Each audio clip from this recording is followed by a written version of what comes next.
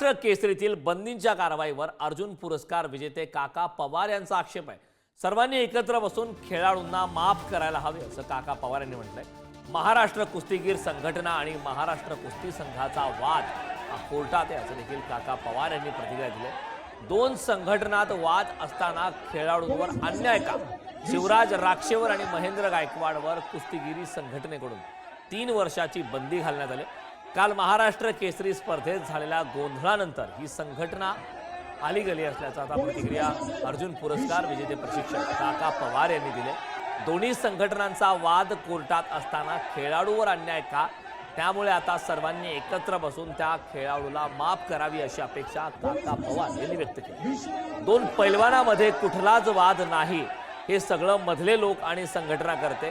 कोणी जिंकला हारला तरी आम्हाला काही हरकत नाही, तोही आमचाच मुलगा। मात्र अशा प्रकारे सातत्याने खेळाडूवर अन्याय होता कामा नये अशी प्रतिक्रिया देखील काका पवार यांनी दिली। काका, महाराष्ट्र केसरी स्पर्धेमध्ये काल अहिल्यानगरमध्ये मोठा गोंधळ झालेला पाहायला मिळाला आणि खेळाडूवर अन्याय झाला अशी भावना सुद्धा आपल्याला त्यांच्या सगळ्या रिॲक्शन मधून पाहायला मिळाली। माझ्यासोबत काका पवार आहेत। काका, नेमकं काय झालं होतं? हा सगळा प्रकार काय होता? तुम्ही तिथे असाल, तुम्हाला काही माहिती मिळाली असेल, काय झालं होतं? काय मी काल तिकडे नव्हतो, मी पुण्यातच होतो, एक कार्यक्रमासाठी थांबलेलो होतो।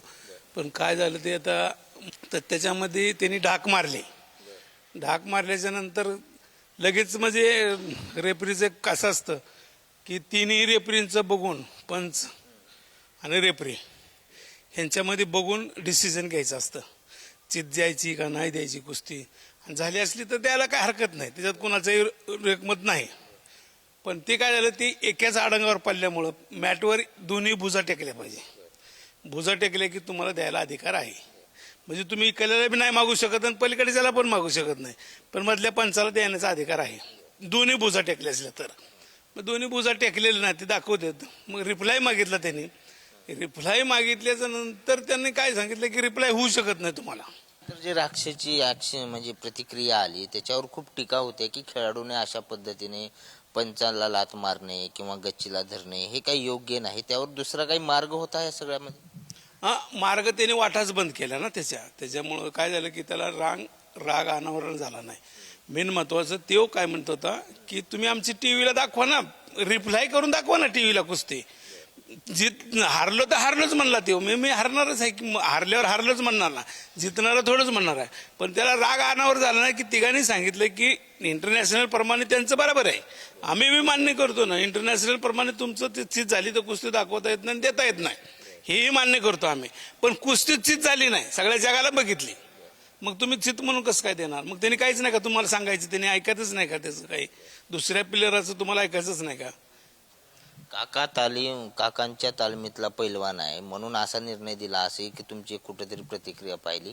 काय नेमकं हे दोन संघटनांमधल्या वादाचा परिणाम खेळाडूवर होतं ना? दोन संघटना अजून दोघालाही मान्यता नाही ना, फेडरेशनची मान्यता नाही आणि ना याला बी मान्यता नाही, ह्यांना बी ह्यांची मूळ महत्वाचं म्हणजे बाळासाहेबांची मान्यता आहे सुरूपासून, आज 50 वर्षापासून ती आज अस्तित्वात आहे। कुस्तीगीर परिषद ही मानाची आहे, म्हणजे तिला 70 वर्षापासून मामासाहेब मवळाने तयार केलेले, त्याला कोणी आजपर्यंत धक्का लावला नाही, आजपर्यंत इलेक्शन होतं, सगळं होतं। पण फेडरेशनने त्यांना बाळासाहेबांना काय सांगितलं की तुम्हाला ऍप्लिकेशन मी देणार नाही, तुम्ही दुसऱ्याला कोणालाही करा। तर ते एक सेक्रेटरी करण्यासाठी त्यांना आम्ही सांगितलं होतं की ही तुमची मान्यता नाही जाणार, पण तुम्ही ऐकलंच नाही की आम्ही कुणीच काढलं नाही त्यांना, फेडरेशनने काढलंय त्यांना।